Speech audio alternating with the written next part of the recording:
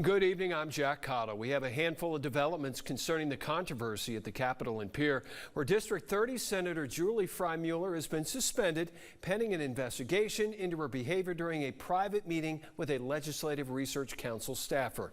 Now Frye Mueller is filing a lawsuit against Senate Pro Tem Lee Schoenbeck, saying the move violated her right to free speech. But first, we obtained the text of the initial complaint against the embattled senator. According to a complaint filed by an unnamed LRC staffer, Senator Frye Mueller and her husband Mike Mueller came to her office to discuss a bill draft that they were working on.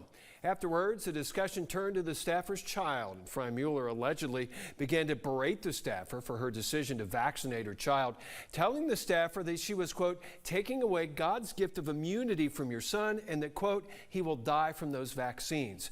According to the complaint, Frye Mueller's demeanor turned emotional and aggressive, causing the staffer serious discomfort. The conversation also allegedly turned to breastfeeding at one point, with Frye Mueller telling the staffer that her husband could, quote, suck on her breast to induce lactation.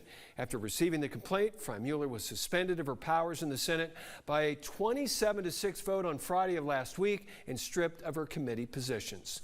But as the Senate convenes to discuss the rules of the investigation into Frye Mueller, the senator is firing back at Senate leadership in the form of a lawsuit.